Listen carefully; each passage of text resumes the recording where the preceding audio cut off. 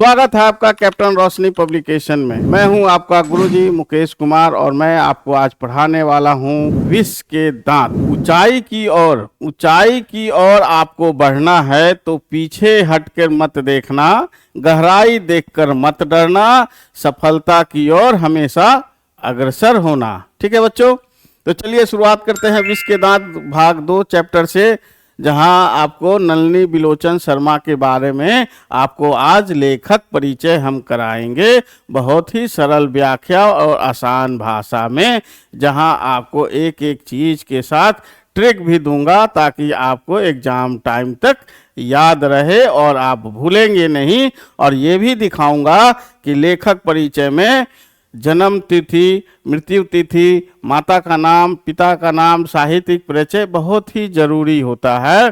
यहाँ से बार बार क्वेश्चन पूछा जाता है, वो चीज भी मैं आपको दिखाऊंगा। तो चलिए शुरुआत करते हैं पाठ 2 विष के दांत। तो पाठ 2 विष के दांत ये हमारा जो है एक कहानी है, गद्य कंठ का एक कहानी रूप में इसको नलिनी बिलोचन शर्मा ने प्रस्तुत किया है। बच्चों चलिए तो शुरुआत करते हैं नलिनी बिलोचन शर्मा जी के बारे में। ओके बच्चों, समझ में आ रहा आपको?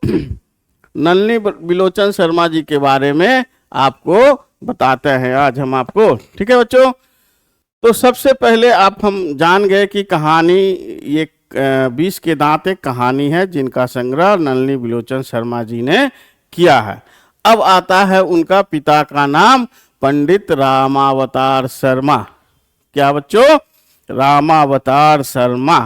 अब इसको जो है याद करना है। हमने शुरू में ही बताया कि गद्य पद और वर्णिका से मिला के 29 चैप्टर है, तो एक एक चीज का नाम याद करना आपको बहुत ही मुश्किल होगा। इसके लिए आपको कुछ न कुछ ट्रिक्स लगाने होंगे और आपको नोट्स बुक्स में लिख के रखने होंगे और उसको रिवाइज करते रहना होगा ताकि एग्जाम टाइम में आप भूले नहीं और उसको आप लिख सके। ठीक है बच्चों, समझ में आ रहा है? तो ये हम जो है पंडित रामावतार शर्मा ट्रिक के माध्यम से कैसे याद कर सकते हैं। ठीक है बच्चों, तो पहला चैप्टर में जो बच्चों ने नहीं देखा भीमराव अंबेडकर जी के बारे में, जो उनके पिताजी का नाम, ठीक है, तो उसी तरह से जो है इसमें वो वीडियो आप पिछला प्रीवियस वीडियो में जाके देख सकते हैं। अब ये इसमें भी है, उन्हीं से मिलता जुलता इनका भी है, रामावतार शर्मा। तो बच्चों हम अपना हिसाब से जो ट्रिक याद करके रखते हैं वो ये है कि नलिनी जी के पिताजी का अवतार रामा अवतार हुआ। ठीक है, राम का अवतार हुआ कहाँ? पटना में। ठीक है, पटना में नलिनी बिलोचन शर्मा जी का जन्म पटना में बदरघाट में हुआ। ठीक है, तो नलिनी बिलोचन शर्मा जी का जो है वो बताता हूँ। पहले पिता का नाम जो है डॉक्टर पंडित रामावतार शर्मा। तो हम इसको याद करेंगे कि नलिनी बिलोचन शर्मा जी के पिताजी रामावतार, राम जी का अवतार पटना में हुआ बदरघाट में। ठीक है, और इसी तरह से माता रत्नावती। ठीक है, तो पहले हम जन्म तिथि याद करा देते हैं ताकि वो बहुत ही अत्यंत है, उसके बाद फिर ये चीज कराते हैं आपको। जन्म है भैया उनका बच्चों 18 फरवरी 1916 पटना बदरघाट। ठीक है, पटना ये इसलिए आपको पंडित रामावतार जी का बताया कि राम का अवतार कहाँ हुआ? पटना में। हम लोग बिहार वासी हैं, बिहार की राजधानी पटना, तो ये याद कर सकते हैं कि विष के दांत के लेखक के पिताजी नलिनी बिलोचन शर्मा के पिताजी का राम का अवतार कहाँ हुआ? पटना में। कंसेप्ट क्लियर है? या आप ये कॉपी में नोट कर सकते हैं, रिवाइज कर सकते हैं ताकि आप कभी नहीं भूलेंगे, क्योंकि ऑब्जेक्टिव क्वेश्चन में मिलते जुलते नाम दिए जाते हैं जिससे बच्चे कंफ्यूज हो जाते हैं, वो भी मैं दिखाऊंगा। ठीक है, अब आ जाता है उनका माता रत्नावती शर्मा। माता का नाम क्या हुआ? रत्नावती शर्मा, यानी कि आप एक तरह से डायमंड के रूप में इसको याद कर सकते हैं। माता रत्नावती शर्मा का नाम आप डायमंड यानी कि हीरा, रत्न, सबसे महंगा रत्न होता है डायमंड, उसी के नाम पे आप ये ट्रिक याद कर सकते हैं कि नलिनी बिलोचन शर्मा जी का माता का क्या नाम है? तो सबसे महंगा रत्न क्या हुआ? डायमंड। ये समझ में कंसेप्ट आ गया तो बच्चों आगे बढ़े। ये आप लिख सकते हैं कॉपी में। जैसे ही आपको नाम ध्यान आएगा कि डायमंड, तो समझ में आ जाएगा रत्न, सबसे महंगा रत्न, यानी कि रत्नावती शर्मा। ठीक है, कंसेप्ट क्लियर। पिता का नाम, माता का नाम। अब उनका जन्म तिथि याद कराते हैं बच्चों। जन्म 18 फरवरी 1916, पटना बदरघाट। हमने अभी आपको बताया कि गोधली का ये दूसरा भाग या कि दूसरा पार्ट है। ठीक है, दूसरा पार्ट। अब ये कंसेप्ट, ठीक है, 18 फरवरी 1916 ये हमने डिवाइड किया, माइनस किया, 18 में से 16 गया, दूसरा पार्ट। तो ये आपको बच्चों याद रहने वाला है कि 18 में से 18 फरवरी 1916। जैसे ही हम दूसरा पार्ट दिमाग में कॉन्सेप्ट रखेंगे, आप रिवाइज कर लेंगे कि 20 के दांत कौन सा पार्ट है, तो दूसरा 2 नंबर कैसे आएगा, 18 में से 16 माइनस करेंगे तो 2 आया, यानी कि 18 फरवरी 1900 में याद रखना है। तो ये कंसेप्ट आपका क्लियर हुआ। ठीक है, अब आ जाता है उनकी शिक्षा की बात। ठीक है बच्चों, अब शिक्षा की बात आता है तो उनकी प्रारंभिक शिक्षा पटना कॉलेजिएट स्कूल से प्राप्त हुई।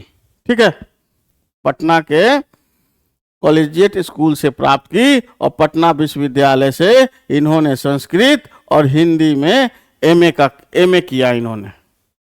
इनके पिताजी भी बहुत बड़े पंडित थे, बहुत बड़े विद्वान थे, उन्हीं का असर इन पे भी आया। ये भी बहुत बड़े एक साहित्यकार बने और इनका नाम भी काफी रोशन हुआ बच्चों। 20 के दांत का कहानी बहुत ही प्रचलित है, बहुत ही इंटरेस्टिंग भी है। जब हम पूरा पाठ का सारांश कराएंगे उसमें एक एक चीज आपको बताएंगे। ठीक है, तो आगे बढ़े। अब आ जाता है इनका, हमने जन्म तिथि याद कराया, इनका पिताजी का नाम याद कराया, माता रत्नावती जी का नाम याद कराया, फिर शिक्षा है। अब लास्ट में आता है इनका मृत्यु, यानी कि 45 वर्ष। ठीक है बच्चों, में इनकी मृत्यु हो गई। अब हम कैसे याद करेंगे इनका मृत्यु डेट? तब इनका मृत्यु डेट क्या है बच्चों? 12 सितंबर 1961, यानी कि 45 वर्ष में इनकी मृत्यु हो गई। अब ये हम बार बार आपको बच्चों यही कह रहे हैं कि आपको टेक्निक पे जाना है। किसी बड़े ब्रांड में अगर जाते हैं तो ये सब टेक्निक आपको कोई नहीं बताता। ये हम लोग का एक अनुभव है, हमारा खुद का अनुभव है, जिन्होंने हमने अपना बुक को बहुत ही सिंप्लीफाइड में व्याख्या किया है ताकि बच्चों को आसानी से समझ में आए। हमारा प्रकाशन सिर्फ बिहार बोर्ड ही नहीं पब्लिश करती, हमारा सीबीएसई बोर्ड को भी पब्लिश करती है। ठीक है बच्चों, तो अब इसको जो है 12 सितंबर 1961 को कैसे याद करना है? बहुत ही सिंपल है, 12 सितंबर।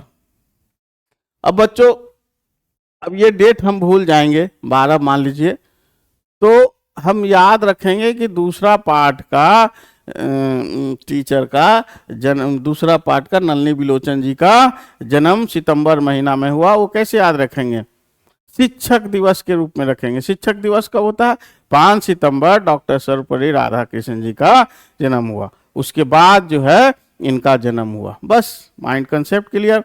ये याद रखना, कोई भी ट्रिक जो है आप अपने हिसाब से बना सकते हैं, और जो आप अपने हिसाब से बनाएंगे वो बेस्ट होगा आपके लिए, आपकी प्रोग्रेस के लिए। ठीक है, ये हर चीज में ट्रिक्स नहीं, सिर्फ डेट ऑफ बर्थ और डेट ऑफ डेथ का याद करना है। ठीक है, अब ऐसे भी 1961 को जो है हम रिवर्स कर सकते हैं कि 1916 में जन्म हुआ तो मृत्यु कब हुआ? 1961, यानी कि 16 को रिवर्स कर दिया।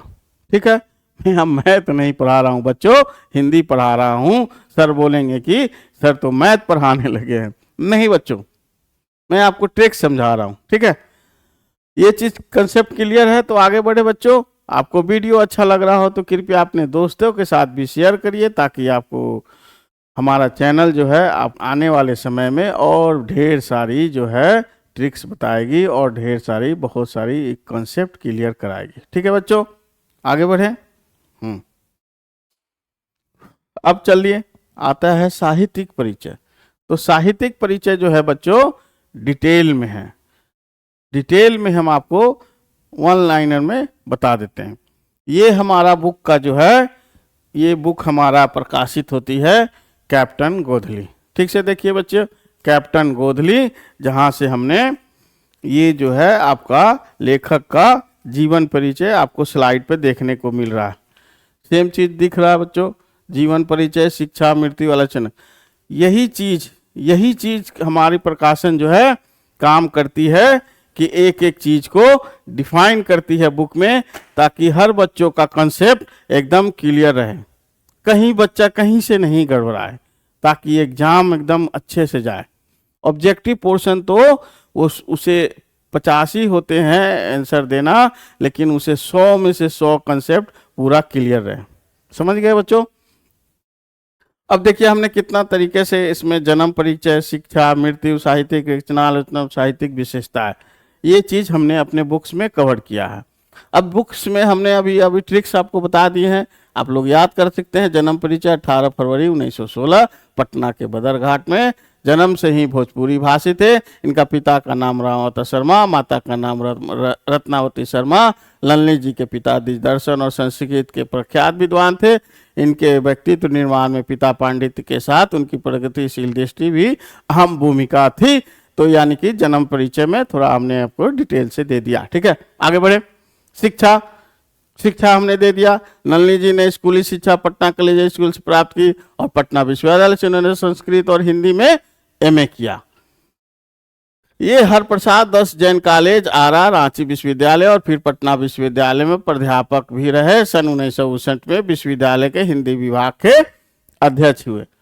यह चीज आपको कोई डिटेल में नहीं बताने वाला है, यही काम कैप्टन रोशनी पब्लिकेशन करता है, ताकि आपको कुछ अधिक जानकारी मिल जाए कि आगामी जब कंसेप्ट क्लियर रहेगा, आगे आने वाले आगामी कक्षाओं में आपको परेशानी ना हो। कंसेप्ट शुरू से ही क्लियर रहेगा तो कंसेप्ट आगे भी क्लियर होते चला जाएगा।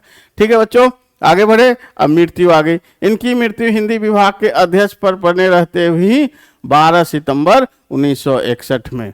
अब डेट ऑफ बर्थ आपको हमने बता दिया भैया, 18 फरवरी 1916। उसका रिवर्स करते हैं 1961। ट्रिक भी बता दिया है। ठीक है, अब साहित्यिक रचना जान लेते हैं। हिंदी कविता के प्रपदवाद के प्रवर्तक और नई शैली के आलोचक नलिनी जी की प्रमुख रचना इस प्रकार है। दृष्टिकोण, साहित्य के इतिहास, दर्शन, मानदंड, हिंदी उपन्यास, विशेषतः प्रेमचंद, साहित्य तत्व और आलोचना। आलोचनात्मक ग्रंथ 20 के दांत, आलोचनात्मक ग्रंथ है 20 के दांत। ठीक है बच्चों। 17 संगीत पूर्व छोटी कहानियां, कहानी संग्रह केसरी कुमार तथा नरेश की 7 काव्य संग्रह, नकेन के प्रबंध, ये सब पूछा जाता है ऑब्जेक्टिव में बच्चों। ये सब भी आपको अच्छे से पढ़ाई करना है। मैं क्लास के बाद इसका पीडीएफ जो है मैं टेलीग्राम पे अपलोड करवा दूंगा, जहां से बच्चे डाउनलोड करके देख सकते हैं। ठीक है। अब साहित्यिक विशेषताएं, अब जब इन्होंने इतनी सारी किताबें लिखी, ग्रंथ लिखे, सब कुछ लिखा, तो उनकी थोड़ी साहित्यिक विशेषताएं भी जान लेती हैं।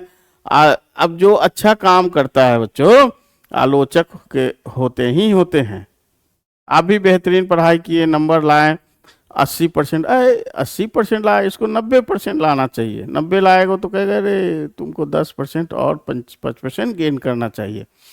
तो हमारे देश में आलोचकों की कमी नहीं है बच्चों, तो उस पर ध्यान नहीं देना है और अपना काम करते जाना है और अपने काम से ही आलोचकों के मुंह को बंद करना है। ठीक है। प्रयोगवाद की वास्तविक शुरुआत नन्ही बिलोचन शर्मा की कविताओं से हुई और इनकी कहानियां में मनोवैज्ञानिक तत्व बड़ी समर्थता से। नलिनी जी की आलोचना में आधुनिक शैली और समर्थक कथ्य, शिल्प, भाषा आदि सभी स्तरों पे पुराण पे आगरी लेखक थे। इनमें प्राय परंपरागत दृष्टि और शैली का निषेध एवं आधुनिक दृष्टि का समर्थन है। आलोचना में इनकी भाषा गठी हुई और संख्यात्मक है।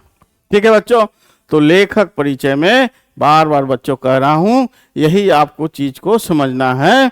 जन्म परिचय, शिक्षा, मृत्यु, साहित्यिक रचना, साहित्यिक रचना में जो जो मेन टॉपिक्स है वो आपको याद करना है। ठीक है बच्चों, कंसेप्ट क्लियर है? तो आगे बढ़े। अब आपको मैं दिखाऊंगा कि इस पार्ट से भी, पिछले पार्ट में भी दिखाया था आपको कि अम्बेडकर जी का मृत्यु का कब हुआ था, 1956 में, ये प्रश्न पत्र में आपको दिखाया था। ठीक है, अब ये जो है दूसरा चैप्टर से भी ऑब्जेक्टिव क्वेश्चन में पूछा गया है बच्चों, वो मैं उसका प्रारूप आपको दिखा दूं। बता दिया था आपको कि ये 106 ऑब्जेक्टिव क्वेश्चन में ही 106 क्वेश्चन से ही पूरा 100 मार्क्स का आता है। ठीक है, ये 2026 का प्रारूप है। अब देखिए दूसरे पार्ट से कैसे हमारा जो है क्वेश्चन आए थे। ये देखिए बच्चों, नलिनी बिलोचन शर्मा की माता का नाम क्या था? गौर से देखिएगा बच्चों, यहाँ बहुत कंफ्यूजन होता है और किसी के बच्चे के हाथ से मैंने ये प्रश्न पत्र लिया था और उसमें देखिए उन्होंने क्या लगा दिया, टिक, लीलावती शर्मा, जो कि एकदम गलत है। अब 1 मार्क्स तो कट गए बेचारे का, पढ़ा होगा बेचारा, कंफ्यूजन में होगा, क्या कैसे क्या होगा। यही चीज आपको बताता हूँ, आपको कंसेप्ट नहीं खराब करना है, आपको दिमाग में ट्रिक्स रखना है कि नलिनी बिलोचन शर्मा की माता का नाम, तो दिमाग में छप जाना है डायमंड। डायमंड कौन सा सबसे महंगा रत्न होता है? बस समझ में आ गया, सही उत्तर है रत्नावती शर्मा। अब कितना कंफ्यूजन क्रिएट बिहार सरकार की बोर्ड जो है एग्जाम में बनाती है, प्रभावती शर्मा, लीलावती शर्मा, रत्नावती, दुर्गावती। ठीक है बच्चों, अब जो बच्चे का कंसेप्ट क्लियर होगा वही ये लिख के आएगा, वही नंबर सही करके आएगा। यही काम हमारा है। हमारा काम ज़्यादा हाईलाइटेड नहीं होना है, हमारा काम उन्हीं बच्चों को अच्छी शिक्षा देना जो हमारे साथ शुरू से जुड़ा रहे और कहे एग्जाम टाइम में कि ये मैंने गुरुजी मुकेश सर के साथ पढ़ा था, इसीलिए मेरा पेपर हिंदी का बहुत अच्छा गया। ठीक है बच्चों, चलिए तो यही हमारा जो है लेखक परिचय नलिनी बिलोचन शर्मा जी का खत्म हुआ। अगला क्लास जो है हम इनका पूरा पाठ का सारांश कराएंगे, तब उसके बाद हम पहला चैप्टर भीमराव अंबेडकर और नलिनी बिलोचन शर्मा जी का पूरा बुक से हम अपना कैप्टन रोशनी पब्लिकेशन का ऑब्जेक्टिव बुक पब्लिश हो चुका है, उसी से मैं आपको लाइव क्लास ऑब्जेक्टिव का कराऊंगा। तो बच्चों हमारे साथ बने रहिएगा और बच्चों को साथ में लाइएगा ताकि उन्हें भी अच्छी ज्ञान की परख हो जाए। तो बच्चों ये हमारा पूरा रोशनी पब्लिकेशन का स्ट्रक्चर है, जहां आपको टेलीग्राम पे PDF अपलोड हो जाएगा, व्हाट्सएप ग्रुप पे आप जुड़ सकते हैं कम्युनिटी में और वहां आप लिख सकते हैं कि सर आप हमें इस पार्ट का PDF प्रोवाइड कराइए। वहां फ्री ऑफ कॉस्ट, कोई 1 रुपया नहीं लिया जाता बच्चों। हमारा काम है अच्छी शिक्षा देना, न कि रुपया कमाना। ठीक है बच्चों, ये इंस्टाग्राम चैनल हुआ, इसमें हम लोग क्या क्या प्रोवाइड करते हैं पिछली क्लास में बताया। Class notes, imported PDFs, exam preparation सामग्री, रेगुलर अपडेट्स, डाउट सपोर्ट। कोई भी क्लास में आपको डाउट्स, लाइव क्लास में या व्हाट्सएप पे कोई भी आपको डाउट्स हो बेधड़क व्हाट्सएप कर सकते हैं। जो भी टीचर होंगे, जो भी सब्जेक्ट के स्पेशल टीचर होंगे, आपको सही से गाइड करेंगे बच्चों, इस बात का ध्यान रखिएगा। तो हमारा ये पूरा बुक जो है क्लास 10th का है और नया बुक आ चुका है ऑब्जेक्टिव का। अगले सेशन में मैं वो आपको बुक दिखाऊंगा बच्चों। तब तक के लिए धन्यवाद आप लोग का, और हमारे चैनल पे ऐसे ही बने रहें, प्यार और प्यारों का बरसात करते रहें और बच्चों के साथ इसको शेयर करें ताकि वो भी मोटिवेट हो जाए। तब तक के लिए धन्यवाद।